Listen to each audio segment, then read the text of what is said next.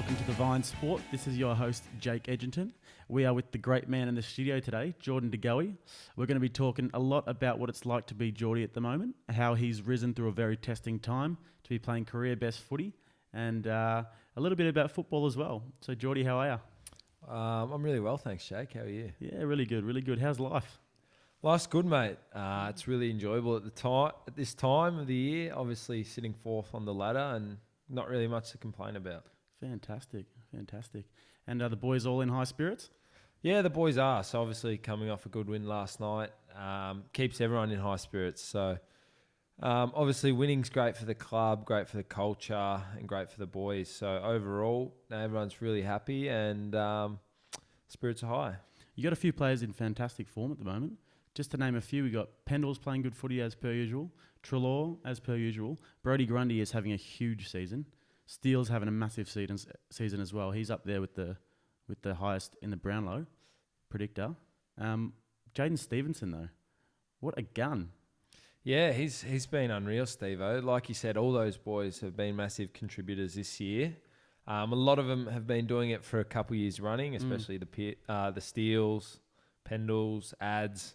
But yeah, like you said, Steve-O, obviously a first-year player, he's come out and had an immediate impact, which we've needed, I think, especially down forward. He brings that speed. He brings a real flair to the team.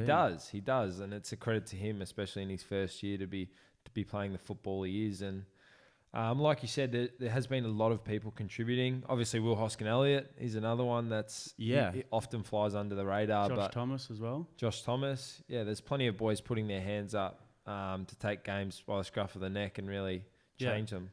Absolutely, and you look at that back line as well, that is really formidable at the moment. Lyndon Dunn is a brick wall. You've got a bloke like Matt Scharenberg who's just breaking out to play some incredible footy. Jeremy Howe just plucks everything that comes his way. How confident are you when the ball goes into your defence? Yeah, obviously I've got massive confidence in the back line. It seems they're a tight-knit group. You pretty much trust all of them in one-on-ones to win their own respective contests, but I think they're just working together well as a team. Obviously, if you try and do your part to not let the ball go in the back line, but every time it does, they seem to be rebounding it pretty quickly and making the right decisions. So, yeah, like you said, you got Dunny, who's obviously pushing towards the end of career, but he's in great form. Good pickup. He's a fantastic pickup. It's a credit to your recruiting team for getting Dunny. It is, yeah. Dunny kind of has changed his career around, I guess. Some people thought he would coming to the end pretty soon, but he's probably another one who's earned himself another year. You got Shaz, whose confidence high. He's playing fantastic footy, and he can pretty much play on all the best key position forwards. Howie, like you said, marks everything. Always know what you're going to get with Howie, which is one of the best bits about him. Yep. But yeah, they just seem to be working really well together as a group. Yep. Yeah, awesome. And your midfield is obviously one of the best going around. It's a credit to it that you even were struggling a little bit to get those minutes in the midfield. Yeah, you guys only got some good defensive midfielders as well. You'd be confident whenever the balls are around the stoppages as well. Yeah, definitely. I think, like you said at the start of the year, I was struggling to get in. That's because our midfield is so dominant. Yeah. But however, I think we've got a lot more people going through there now, which kind of takes the pressure off the regular few. Yeah. So obviously Josh Thomas gets in there, I get in there. But it just kind of adds that versatility because we're all different players. Yep. In that regard. But I think we've really turned our season around in terms of stoppages and centre bounce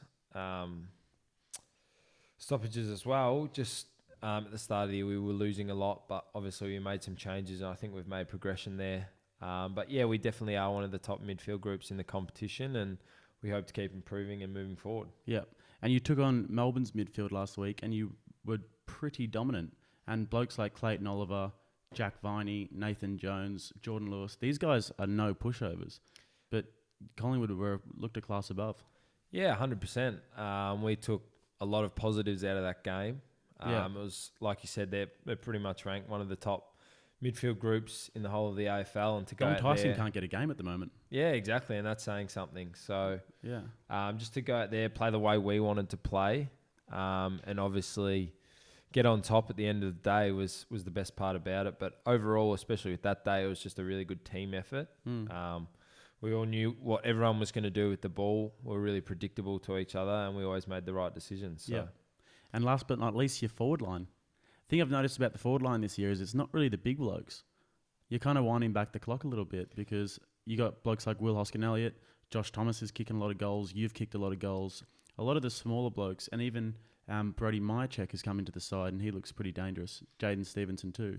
So it's not all. You're not really relying on the big blokes. You're sort of any avenue to goal. You guys are taking advantage of. Yeah, definitely. I think we've taken a different approach this year than what we have before. Obviously, Coxie and probably Brody are our two tools down forward. And Brody, he's tall, but he's not that tall. Do you know what I mean? So to have that versatility with a few smaller guys who are able to read the play really well.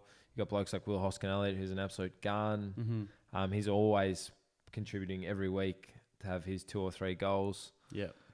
It just gives us options coming down forward. Obviously, when Coxie gets his chances, he usually takes them. But if he's not, he's bringing the ball to ground, and then those smaller forwards can get in on the play, and that's what we really feed off. And you mentioned to me off camera, Brody Myercheck. You said he's huge for the club. That was your words. Tell us a bit about Brody and what he's like around the club.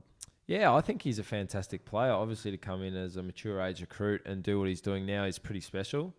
It's a credit to him as a person, but it was a spot we needed to fill, and he's come in and done that straight away. So he's giving us that aerial impact. He's attacking contests hard, creating spillages, but he's also kicking goals. So there's not really much else you want him to do, to be honest. What are his big like strengths as a player? I think just the way he attacks the contest. He's fierce. He hits the ball hard. He always seems to make the right decisions. So he's a really good team player, and he's always willing to learn and listen. So he often gets a lot of feedback from the other boys, mostly all positive, but you can always see he's thinking about what to do next to improve his game, and I think he'll keep going from strength to strength. Yeah, obviously he's got a bit of self-belief if he's kept on working until the age of 25 to get picked up, and now he's on an AFL list. He's obviously believed in himself that he'd get there eventually. Yeah, I think that's just a credit to him as a person. Obviously, I was lucky in that regard to come straight out of school into a full-time job, but he's had to work his ass off, work a real job, I guess, and play footy on the weekend. And the way he showed his persistence and resilience to continue trying to play at the elite level just shows what kind of person he is. Yeah. He's not going to give up anytime soon. I think he's really grabbed the opportunity by the scruff of the neck. Good on him, and he's a fantastic bloke as well. I met him the other week at the Holden Centre, and we were having a few handball games and stuff, and he seems like a really good fella. He is, and that's one of the best bits about him. He's always willing to learn. He's having fun, and you can just see, like, especially with the experience he's had with the 5 years or 6 years playing VFL, you can see he's grown as a person. He's really mature, and he's kind of taking his opportunity as it comes. Nice. So you're around the club every day, obviously. You're good mates with all the boys.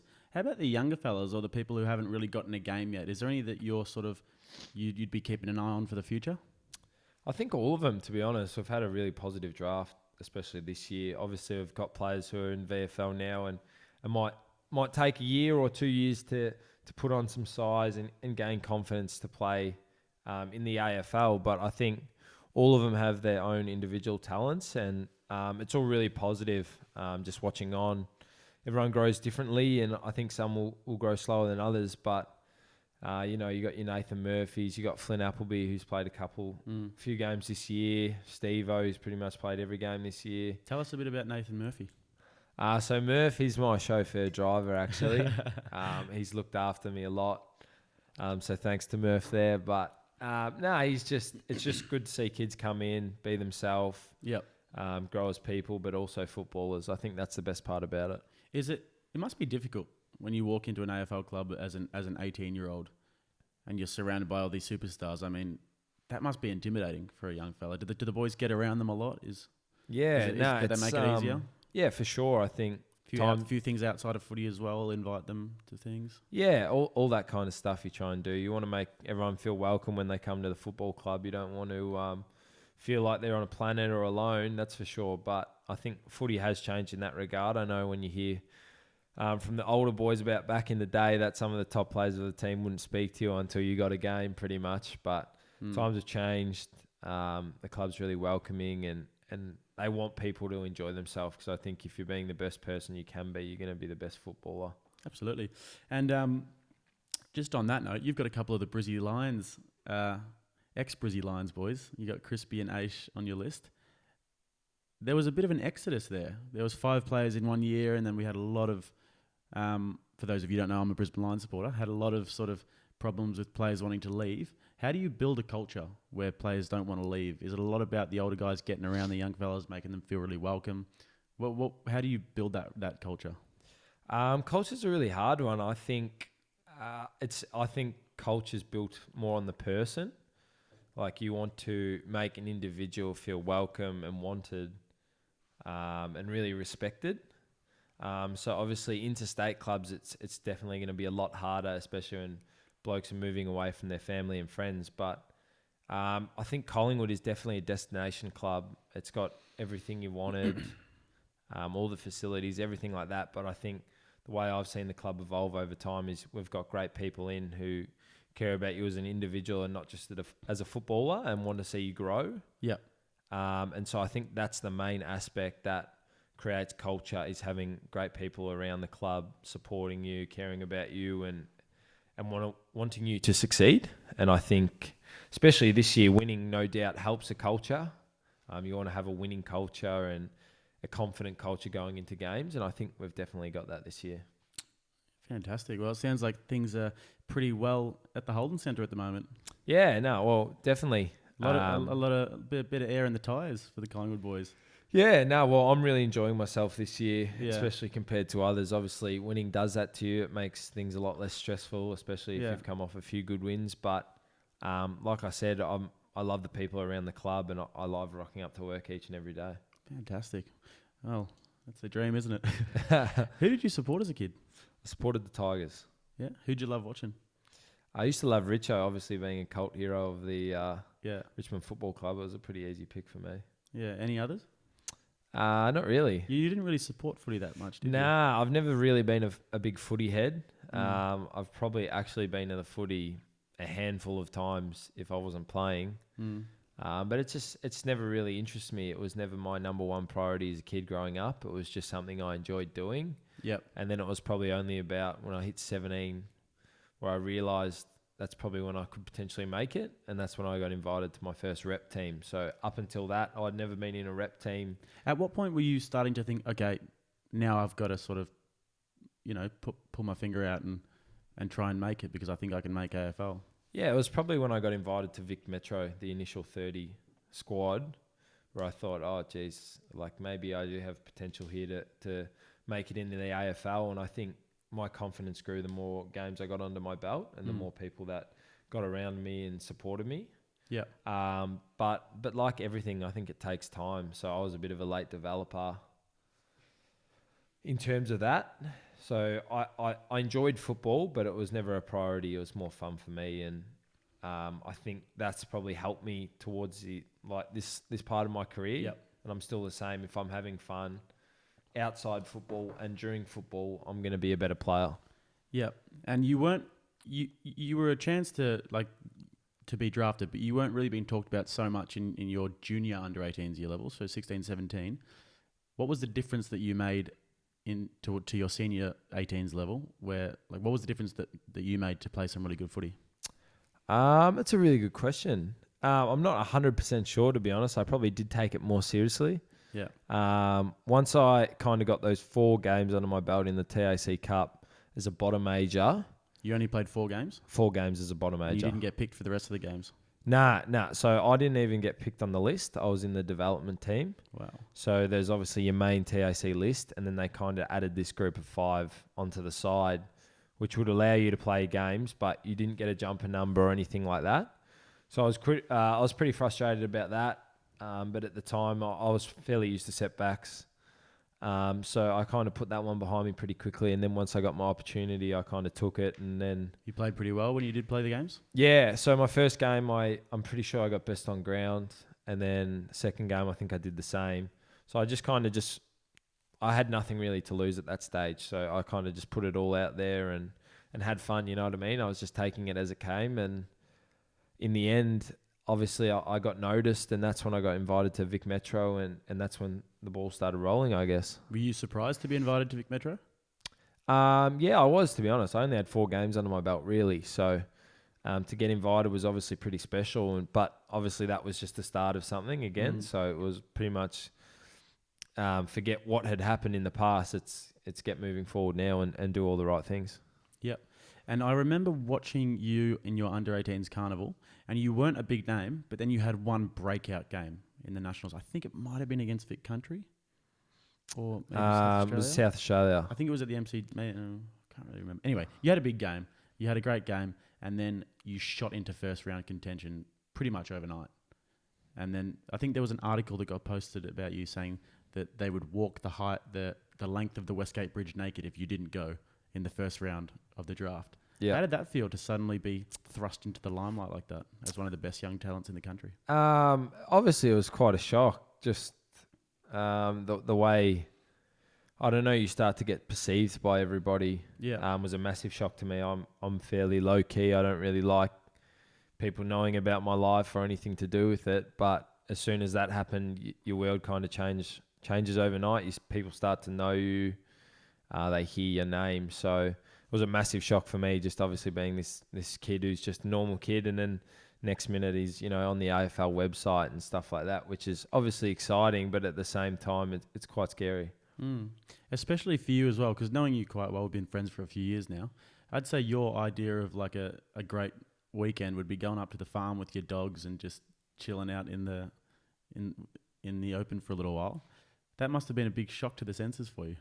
Yeah, it was. Like I said before, I do like keeping to myself. Yeah. I think it's hard the way the media is today. Obviously, it's their job to report on stories, but the most frustrating part is they don't really care about the person. It's more about the story, and that's why I kind of look at the media in a different way. I don't really have a whole lot of respect for media reporters these days, because often when the going gets bad, they're the first one to be on your back, but once you start playing good footy, they're the first one to want something out of you. So it is a hard one, and that's why I'm always trying to keep to myself and do my own thing, because it's not really worth your time and effort and stress that they cause. So obviously, I guess the big thing with the media is that it's all about who posts the story first. It's not necessarily about posting the most truthful story, but it's about getting in first and being that first source of news.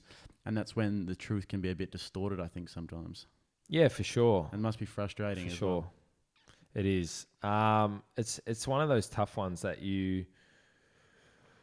they don't get held to account on what they're writing. They can often write whatever they want to write, whether it's true or false.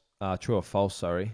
Yeah. And then they kind of rely on messages and feedback from throwing that article out to see if they can get any findings, if that makes sense. But yeah, to be honest, it's more about just doing the right thing and not really attracting media attention. Yeah, that's probably the best way you can do it. Absolutely. And some of our viewers may have seen a clip of you being not chased, but you were leaving the club, you were eating a yogurt, and the media, there was a few media reporters trying to get some stuff out of you, and you just completely blanked them. That did happen. That was actually quite funny. Yeah. They always seem to try and twist it in a funny way as well. So at the time, I didn't want to speak. I didn't really want to give them anything, because the problem is you would love to say stuff to them about what's going on, but at the same time, they can twist your words and make it sound like you're doing something wrong or you're not appreciative. So the best thing to do is to just ignore them and not give them anything. That way they can't really write anything on you. Yep. So that's how I kind of went about that. But yeah, it was quite a funny time, that one. Yeah. But I was running pretty low in the yogurt department by the time I got to the car. Yeah. Nice. Well, you've got a style all to your own, that's for sure. A lot of players probably wouldn't have done that, but you kind of stick to your own guns, and that was quite a good moment. Another question about your under-18s, just to go back really quickly. So when you're leading up to being drafted, it must be the most nervous time of your life. You don't know where you're going to go. you could be interstate in like a week's time. How does that feel for a young fella? Your life's about to be flipped upside down because you were going to get drafted. You knew that. Yeah, it's crazy. So you pretty much go into the draft not sure where you're going, like you said. Obviously, I talked to a fair few clubs, so then it was almost just a waiting game. I knew GWS were quite keen on me, and they had picked 4 and 6. But so at the time, I was pretty sure I was going to GWS. So then I was quite surprised that Collingwood got me at pick 5, but overall I was really happy. But like you said, it is a very nerve-wracking time, and it can be extremely hard. So you thought you were going to GWS? Yeah, I thought so, yeah. Wow. You must have been happy like that because it's just down the road for you, Collingwood. Yeah, obviously when I was living back at home, it was probably about 10, 15 minutes from me. So it worked out really easy. Very nice, very nice. And then on draft night, you're sitting there, you've got your family around. It was on the Gold Coast, wasn't it? Yep. You're up at the Gold Coast. What's your family like? Is everybody feeling the nerves? Were you nervous? Were they nervous? Yeah, it's really nervous, but it's also really exciting at the same time. So it's a night that you'll never, like, I'll never forget. Yeah. But at the same time, it's just a starting point. You know what I mean? Yeah. Like, you can't look at it as you've made it because really you haven't, and it's not until you start playing. Yeah. In the AFL and realise how much it takes to be a consistent player that you realise you haven't made it. Yeah, and your old man Roger, fantastic bloke, very good footballer back in his day, probably even better than you. He wishes. He wishes. And your mum Lee is one of the sweetest ladies you'll ever meet. Lee would have been pretty sad if her boy went interstate, I think. Yeah, I think like most mums, it would be a pretty tough pill to swallow, but unfortunately, that's the way footy is. You really never know what's going to happen, especially at the draft. So to stay in Melbourne, it was obviously definitely a relief, but at the same time, I was just more looking for an opportunity. Yeah. So you get picked up. Collingwood get you pick number 5. What happens after that? What's the process? So the process, you pretty much get picked up. I remember I flew back, I think it was the next day or the day after that. Had about a week at home, and then I was pretty much thrown straight into training. You must have been so excited to get in. Oh, 100%. I'm pretty sure I didn't sleep the night before, but at the same time, I was extremely nervous because you're going to start going up against people you've watched on TV and heard of since you were a kid. So it's pretty exciting. Yeah, I mean, you walk in on your first day of training. You walk in. I think it was the Westpac Centre back then. Changes every year. Yeah, pretty much. You walk into the facility. Dane Swan on your left. Scott Pendlebury on your right. They're your new teammates. How does that feel for a young fella? You must be a bit starstruck. Yeah, 100%. You are, definitely. Obviously, these are 2 massive names in the game, and to know that you're on the same team as them is pretty special. Yeah. But at the same time, you kind of have to not think about that because obviously that can affect you on game day, especially if you're going to play up against some of the other best players in the competition. You can't really let it affect you. Yeah. But at the time, I think it comes with experience. Obviously, you can be a little bit starstruck, but the more you do it, the more you get used to it. So these days, it's still exciting, but you need to put that behind you. Yeah. Do you think that's having that mental strength is really important to be able to say, I'm on these guys' level rather than like I'm so far below? When you're up at like in a contest against, you know, a Dangerfield or an Ablett or any of that Geelong midfield for that matter. Yeah, you have to be confident. I think if you're going into a game with thoughts that you're not a good player and you're not confident in your own ability, I think you'll really struggle. And especially with footy, it's a really tough one. You need to be on your game all the time because it really stands out if you're not. So the mental aspect of our game is massive, and I think people are starting to realise that now, and a lot of people are doing stuff around mental strength and ways to switch your body so you're ready for a game. That's interesting. What kind of stuff? So they do a whole range of stuff. So you can get like mental coaches, you can get little trigger points so that if your mind starts wandering during a game, you can, I don't know, you can do different things, kick the ground or close your eyes for a quick second, and almost like a reset button just to kind of forget about what you're thinking about and get back into the game. Interesting one. Yeah, I spoke to Dean McRae the other night, who's a former AFL footballer as well in the 80s and 90s, and he said that whenever his mind would wander, his way of combating that would be that he'd be thinking about what's my next contest. He'd never think about about the contests that have just happened. He'd be like, where am I getting my next footy from? how am I getting to the next stoppage? And a way that he did that was he always used to stand with his hands on his hips, but instead of doing that, he'd then rub his hands together. And that was like a little signal, a little anchor for him to say, all right, where's my next footy coming from? Rather than putting the hands on the hips, rub the hands together and get to the next contest. Yeah. And do you have any little anchors like that in your No, I don't. So with me, I can lapse in concentration throughout games a little bit. Yeah. But for me, it's more keeping active. So just keeping on the move, keeping going, keep watching the footy, just little things. I think often it really helps when the other boys in the team know that sometimes I lapse in concentration and that they're always talking to me, giving me instructional direction and stuff like that, which keeps you in the game. But even if you're not getting a touch and stuff like that, I'm more trying to focus on just doing the small things. So just trying to lay tackles, just trying to put pressure on. Because often when you have that mindset, you get the ball anyway.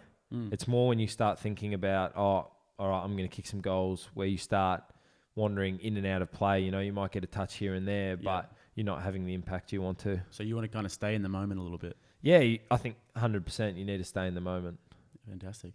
Are there any blokes around the team who are not only obviously good football players if they're playing in the Collingwood team, but really good for the morale of the team and the vibe around the club? They G the players up, and that's not maybe something you'd see so much on the field? That's a good question. Or just are there any players who have special sort of I think it's more just the roles? leaders. The leaders have really taken their leadership to another level this year. Yep. It's really all, especially, to be honest, it's 90% of people at our club at this stage that really take a positive approach to most things. Yeah. So I think if you really have a positive environment, you know, always giving positive feedback, but also negative when it's there, but delivering it in the right way, that kind of builds the group up, builds the confidence in the boys. And I think we just got a really positive environment where people don't want to let each other down. Yeah. Yeah. And you've got some very strong leaders at the club as well. I mean, Pendles is a force to be reckoned with. And no one ever wants to let Pendles down, and everybody seems to really want to work for him as well. Is he a really important part of the club at the moment? Yeah, for sure. He always has been and always will be, I think. Just the way he leads on and off the field. I've definitely looked up to him throughout different stages of my career, and I've had a lot to do with him. But I think he's also changed his leadership this year. He's having a lot more fun around the club. He loves making a few jokes here and there, but that's good. He really knows his players well and their personalities, so he can almost go down to their level, up to their level, depending on the person. He adapts to all the different players. Yeah, he adapts and he makes the effort, which is the most important thing.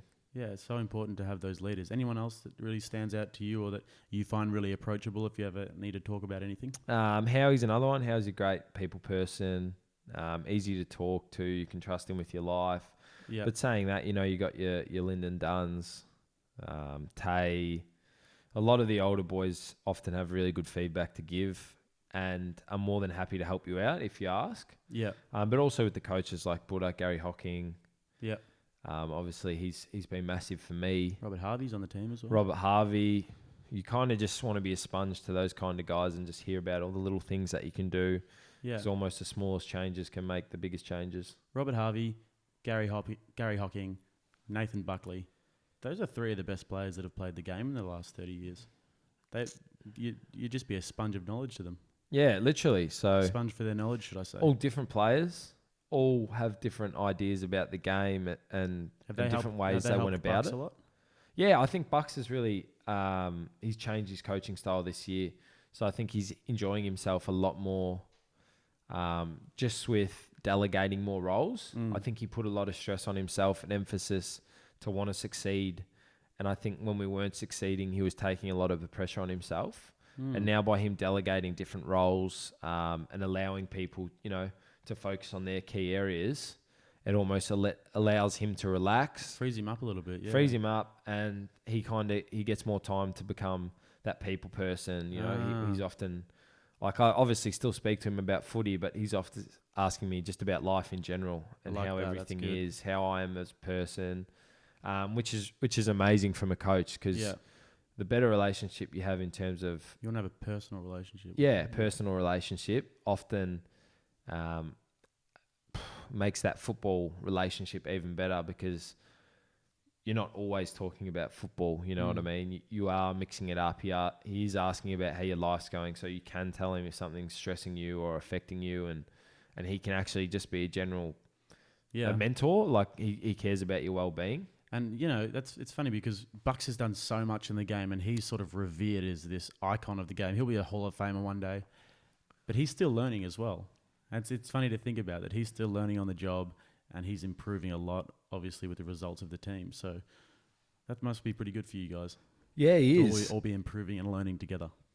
Literally. So it's funny the way he coaches. He's always thinking about what he said or what he's done, and even just on the weekend, he said slow in our meeting. He said our ball use was slow at half time, but then he came back after and he said slow was the wrong word. I think passive is the right word. Okay. He's constantly thinking about his coaching and how he's trying to deliver the message and trying to get the best message delivered to the boys. Yep. And what is the difference between slow and passive, just out of curiosity? Well, slow is just, taking taking the short kick. If we're going for a switch, we're doing it slowly instead of quick and getting right around. We're passive, I think, we're just taking the easy option. We're not being aggressive, which is the way we want to play. Yep. So we're really on the back foot. We see the option there, but we don't take it. Yep. Where when we're at our best, we're hitting that target, which is the aggressive one. And if we make a mistake, we'll sort that out after. But the way we played wasn't. We can't have a lot of take homes from that game. But I think in terms of the 4 points, we're happy to get the 4 points, especially coming off a bye. Absolutely. I think it's interesting about Bucks and his coaching style because it sounds to me like from watching Nathan Buckley as a kid, he was a hero of mine. The way he plays kind of translates into the way he coaches by the sounds of things because he played like an absolute beast and he would carry that team on his shoulders at times. And it seems like he kind of wanted to do the same thing as a coach, but maybe he's had to rein it in a little bit and realize that, he's got to let everyone do their jobs as well. Yeah, I think for sure he like you said, he did take a lot of the team on his shoulder and take the pressure on himself.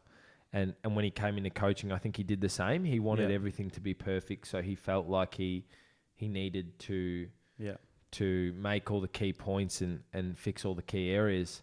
But after that, I don't think he was really enjoying it. I don't think he was enjoying it because we weren't going well. He was doing his best, which he always has done, but kind of he just realised to himself, if I'm going to be happy and more carefree, he cares about the players so much, and that's one of the best things about him. And to see him grow as a person and also a coach has been really important for the team, and just delegating his roles frees him up, like I said. But he just has more time on his hands and a clearer head. Yep, just adjusting your microphone a little bit there. You right? Yeah, perfect. And how is your relationship with Bucks at the moment personally? Because was it a little bit fractured there for a while? Obviously, when you make a couple mistakes, it's not the best. Obviously, it does make a relationship hard, especially when there's a few setbacks. However, he's a really forgiving person and he cares about you as a person. So I'm just trying to do all the right things, and I think he sees that and he respects that. So yeah, our relationship is really good at the moment, and I'm literally just continuing to try and give back to the footy club and put my best foot forward. Absolutely. And it was a little bit of a tumultuous time for you, a little bit testing. You've risen above it and you've come out to play some career best footy, and you're actually in a really good headspace as well by the sounds of things. What was that time like for you at the start of the year? Yeah, it was a really tough time, to be honest. I probably wasn't in the best headspace at that particular time. But I think I've grown a lot as a person. I've had a lot of experiences from between then and now that have changed me as a person. Yep. Especially working as a landscaper for a bit there, you really do realise how easy, well, not how easy, but how lucky we are to be an AFL footballer. Yeah.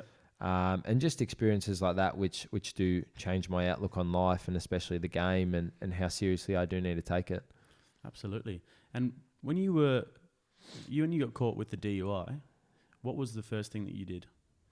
I called my manager pretty much straight away, and let him know what had happened, because obviously the previous time I wasn't honest straight away, and this time I just wanted to tell my manager and let him know straight away. So there was no, wondering or questioning whether it was going to get out in the media. I didn't want that. I wanted to get on the front foot. Yep. And then I called my old man, and explained the situation to him. That must have been a difficult conversation. Yeah, it's never easy, especially when you made a mistake. And Yep. He's a very proud man, Rog. He's very proud of you as well. he is, yeah, he's a very proud person, and it is hard, especially admitting you've made a mistake. Yep. Especially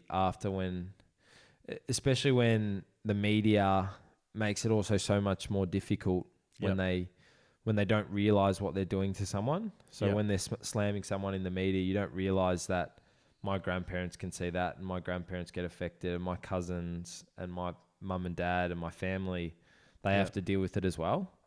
How hard was it to you to just have to put everything aside and just own the fact that you'd made a mistake and just sort of put your hand up? Especially now, it's a lot. It's not. I wouldn't say it's a lot easier. It's probably part of my not healing, but part of my life experiences, which I need to own. Personal development. Yeah, personal development. I need to own it now, and I go, I did make a mistake. I did stuff up, and there's no point hiding it, because it's been part of my development as a person, and as long as I'm learning from it and have learned from it, that it can be used in a positive way. It's the same with anything in life. And I mean, you're in very good company when it comes to making a few mistakes. And just to be able to sort of put your hand up, own what you've done, it's huge for someone's development, because if you run away from it, you might not learn from the mistake at hand. Yeah, often, especially when I was younger, I did run away from a lot of my problems, but it didn't really seem to get me too far. They kind of just escalated from one to another. But nowadays, especially with the job I have, there's nowhere to hide. Yep. I can't get away with anything these days. So there's no point not owning up to things if you've done something wrong. You'd rather be honest and just get up front on the front foot about it, because at the end of the day, these mistakes do come out. Yep. So it's pretty much just minimizing these mistakes, and if they do happen, learning from them and continue to move forward. Was there ever a moment there where you were thinking, this could be it for me? I've made a few mistakes now, and this could be my head on the chopping block here. Yeah, there was a couple times there. Obviously, coming in and having big chats with the club about my future, that was pretty scary. And it's not something that you ever want to happen, but it did happen, and I kind of was just honest about it and took whatever came, and moved on. So obviously I got a fair punishment, but it was deserved. Yep. And I think without that kind of punishment and that tough love, I wouldn't have probably made the changes I have now. Yep. I've always been that way as a kid. I've always learnt from the mistake. Yep. I've always kind of had to make mistakes before I learn, which has been frustrating at times, and that's just me as a person. But I think I've matured a lot since then, and I will continue to do. But for me, it's just making the right decisions and surrounding myself with good people. Absolutely. That's all you can do. So you're pretty happy with your progress so far? Yeah, I think it's just the start. Obviously, there's a fair way to go, but I think I have made some positive changes and brought in some people around me that are really good people, and just want to enjoy life for what it is, I guess. Awesome. And what were some of the things that you had to do after that DUI? So I had a big fine. I had to work at the Salvation Army from 4 till 11 on Saturday nights. Yeah. For 4 weeks, I think. Worked as a landscaper, and then I also worked at Alfie with Paul Curia for a little bit there as well. And what were the aspects of those things that you actually think really helped you in your development, and as you said before, your healing process? That was a good way to describe it. Probably just seeing the people that come in, work, spend 6 hours, 7 hours there a day, and then they're just as happy to go home, but they have the same routine every day. Whereas a footballer, there's always something different. You might get a half day, you might go to the sea bars, or you got training, you got this, but it's very in your own time almost, Yep. except for the main things like training, gym. Other than that, you kind of delegate your own time for what you need. Yeah. Where at a real job, you don't get that, you know. You get Yep. told what you have to do, when you have to do it, what time you have to be there, Yeah. everything like that, which was a bit of a wake-up shock. So I was getting up at 5, leaving here at 5:30 for landscaping. Yeah. So that was a bit of a shock in itself, but at the same time, I did really enjoy the experience. Yeah. Just meeting new people who have a really positive approach on life, and they just love their job, even though it's probably not what they wanted to do, especially some of the jobs I did. But Yeah. they have to do that and they have to put up with it, and they Yeah. don't really have a choice. But the attitude they go into it with is a credit to them. Yeah. Yeah. And they've got a very positive attitude. And the salvos as well. That's an interesting one. That's something you've carried on with. Yeah, no, I do love the salvos. So obviously, going there, just spending time with obviously the homeless, is pretty tough. Yeah. But at the same time, it's really rewarding. So I've been there a fair few times now, especially since I got in trouble the first time and had to do work there. But Yeah. I've built a lot of really good relationships with different people. Yeah. So I still enjoy going there and catching up with them. Obviously, it brings a bit of enjoyment to their day just to sit down and have a chat, talk about any problems they got or anything like that. But it really just puts life into perspective that, you know, when going gets tough, there's a lot of people in a worse situation than you. Yeah, absolutely. And to remove yourself from like your own sort of bubble, which everyone kind of has from time to time, and to go to ground zero like that and sort of and put yourself there, that really keeps your feet on the ground as well. Yeah, 100%. Some of them literally have nothing, and it is really hard to see them in that way. Yeah. But also, some of them you meet, they're extremely happy people, you know, happy-go-lucky, even though they haven't been dealt the best cards in life, but they're kind of living with what they've got. Yeah. But then there's other stories, you know, there's other guys I speak to and they've been able to turn their life around and, you know, get themselves a nice apartment and they're not living on the dole, you know, they're relying on making their own money and stuff like that, which is really impressive. Yeah. And you're very good mates with Brendo, the guy who runs the Salvation Army. Tell us a bit about Brendo. Yeah, so Brendan Noddle, obviously, like you said, runs the Salvation Army. He's an unbelievable person. The work he does to try and cater for the homelessness in Australia and especially Victoria, it's insane. There's so many homeless people, and he's literally doing everything he can to make their lives a little bit easier, especially his whole family. So his wife Sandra. But yeah, it's just the time and hour he puts in. Yeah. Just trying to spread the word. Incredibly Obviously important and life changing for these people. Yeah, it is. So if there's not someone like Brendan, you know, who knows where Victoria would be in terms of homelessness. Yeah. They all have an amazing connection and respect for Brendan. Yeah. Because often they do look up to him for help and he's always doing his best to help them. Yeah. But yeah, I just love spending time with Brendan. He's got a really positive attitude on life and yeah. He's always trying to help people, which is probably the best part about him. Yeah. You just need these people in society who are going to stand up and just make a difference and put their own sort of needs aside. Yeah, I don't think he's once thought about himself or any way he can help himself. But just living proof of that was just recently he did a walk to Canberra. He walked all the way to Canberra just to try and raise awareness for youth homelessness and get the word out there. So he's not the fittest bloke you've ever seen, but the determination he showed to do that and the reason he did it is really special. And you know, it's definitely not an easy feat, but he's clearly showing he's so much more than himself. He's trying to speak on behalf of a lot of people and to see an uproar and so much positive feedback on that just shows how much he's willing to do. Tell us a bit about why you're loving the Salvos and some of the people you've met as well. Yeah, so you obviously meet a whole lot of different characters. Yeah. But I just love that each of them's different.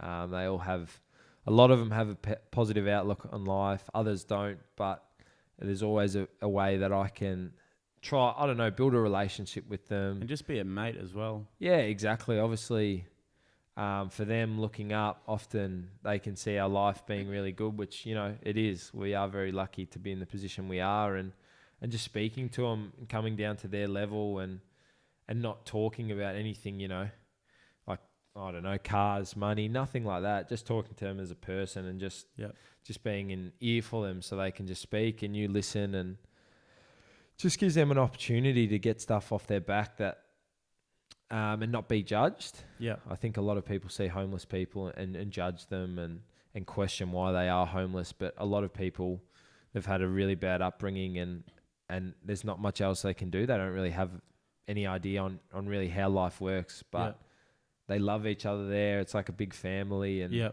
there's a lot of fantastic volunteers and people who work there who just want to see them grow as individuals. Yeah, and people like you and I, we're extremely lucky. We come from very loving families, and we have that support network that I'll always have somebody to fall back on. And a lot of the time, the reason why these people have ended up in the predicaments that they've ended up in is because they don't have that place that they can go to when times get really tough. And it's heartbreaking to see that, and there's just nothing that they can do about it. So it can be really rewarding to... I mean, I've been working at the Salvos a little bit myself. I've been in with you a few times, and it is pretty rewarding to be able to make a little bit of a difference, to be able to be a friend to those people. Yeah. Tell us about some of the friends that you've made. You speak on the phone to them every week. Yeah, so there's one guy down there called Scotty, obviously. He'll be rapt to get a mention. Yeah, he'll be rapt to get a mention. I don't know if he'll get to watching this, but I speak to him fairly regularly. So he was another one who's had a really tough upbringing, but he now lives in a flat out in Clifton Hill with his cat. Yep. He lives a very simple life, but he's always trying to improve himself. And he came to the Salvos, and he has a disability. And was he homeless when he got to the Salvos? Yeah, he was homeless, yep. And they've kind of offered him a job to get up on his feet. Working at the Salvos? Working at the Salvos. So he took that job. They managed to get him into one of the housing estates. And so, yeah, like I said, he lives there with his cat. But it's very hard with these kind of people who've had stuff happen to them, especially when they were younger and during their upbringing.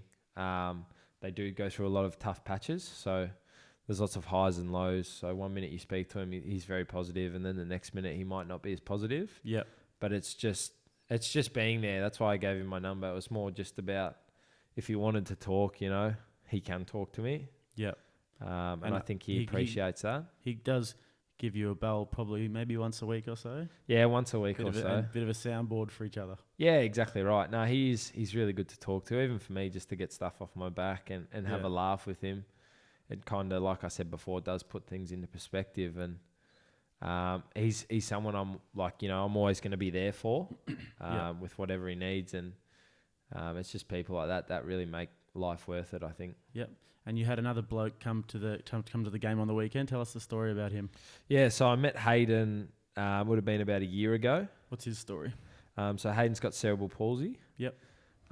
Just loves footy.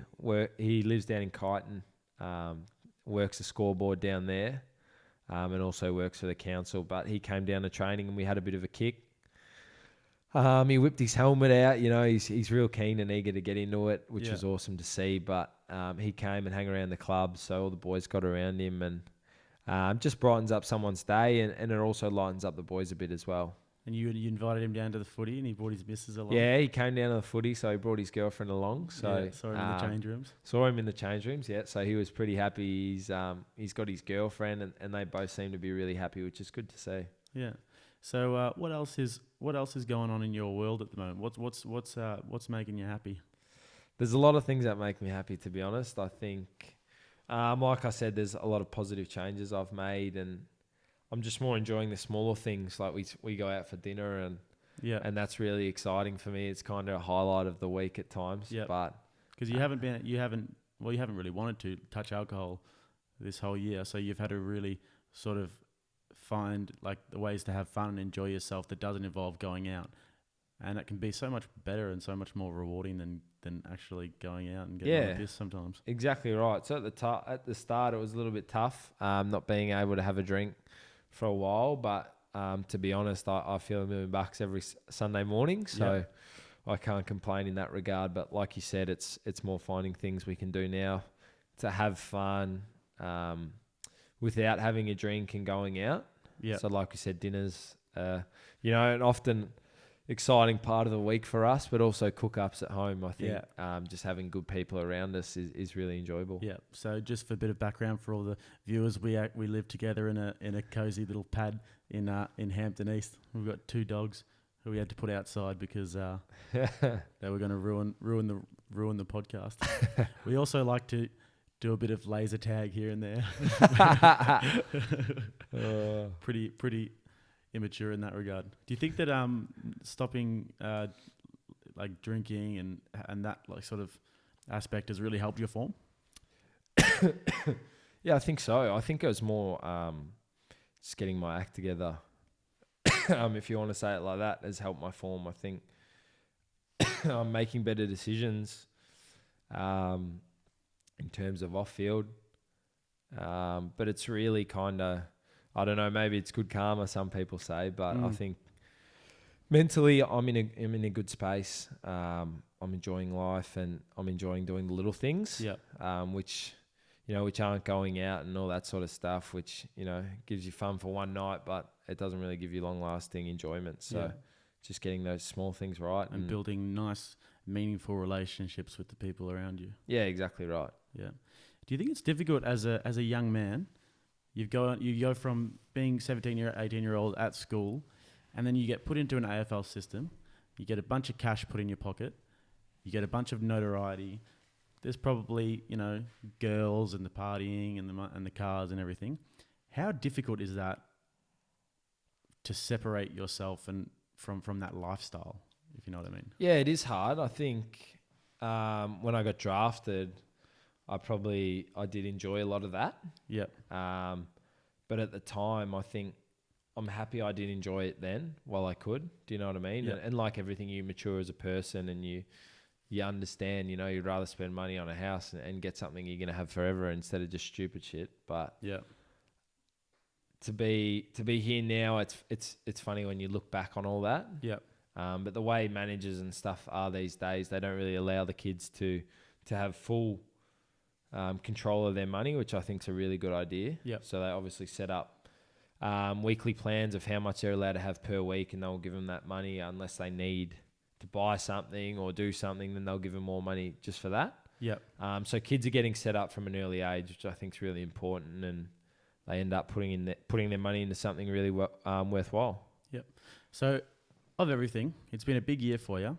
What is the main lesson you've learned? What's the thing that you're really taking away from this whole experience that you're going to take with you into your future? That's a really good question. I think it's just enjoying my life and enjoying watching myself grow, if that makes sense. Yep. I think, I am a footballer, but that's not all I am. I want to be a good person and everything like that.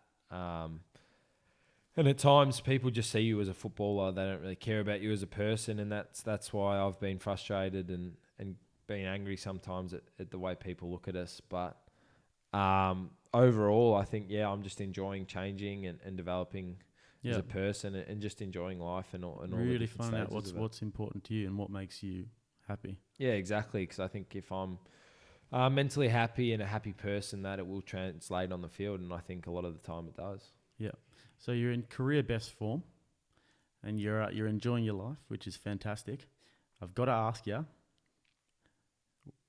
where are you at with contract negotiations? What's going on? No comment. Nah. So obviously it's a very tough period with contracts and stuff like that. So we're pretty much working with Collingwood pretty closely now, trying to ramp things up. I'm obviously enjoying the way the club's going and everything like that, but it is a really tough decision. You do have to think about what's best for you as a person. Are you happy with everything going on around you, which I am, but at 22 years old, just trying to work out all these little individual things and challenges for the future. That's the thing that a lot of people maybe don't really understand sometimes, is that football is a job. And as much as it means so much to everybody around Australia, it is a job, and if you get offered, I'm not saying that this pertains to what your situation at all, but if you get offered a job somewhere else that maybe seems more desirable to you, then it's just still a job. And that's the thing that people don't really maybe understand sometimes, and that's why everyone gets on people's backs a lot, especially players who move clubs. But yeah, it is a difficult one, isn't it? It is, but I think, like I said, I've got fantastic people around me at Collingwood who aren't putting pressure on me or anything like that. But at the same time, I'm really happy there, and you know, hopefully we can get something sorted in the next few months. But at this stage, I just want to keep playing good footy and keep improving both on and off the field. Because it is a genuine distraction, isn't it? 100%. Yeah, it is tough. It's not, but they're not just, trying to pull over the wool over your eyes when players say, I'm trying to focus on my footy, because it is a real distraction. Oh, it is 100%. It's definitely a distraction, but I think A lot of creases to iron out with the contract. Yeah, there is. And I think I'm in a really good place with how it sits with the club and everything like that. So it hasn't been a massive problem for me at this stage. But like I said, yeah, I'd rather get it done sooner than later. But it's just fine-tuning everything and getting everything ironed out for the future. Yeah. Well, I think we have pretty much covered everything, unless there's anything else you'd want to say. No, just thanks for having me, mate. It's been an absolute pleasure. Thank you, Geordie. It has been fantastic. I'm just going to give a few quick shout-outs. First of all, a shout-out to my mum for being the best mum ever. My wonderful mum, Rachel. Everyone give your mums a hug. Mums are the best. Another one to Diet, my favourite band, who have let me use their music royalty-free, which I'm stoked about. Check them out on Spotify, DIET full stop, and my graphic designer, Isaac Hood. Email in the description. Thank you very much, everybody, and keep tuning into The Vine. If anybody heard us, you heard it on The Vine.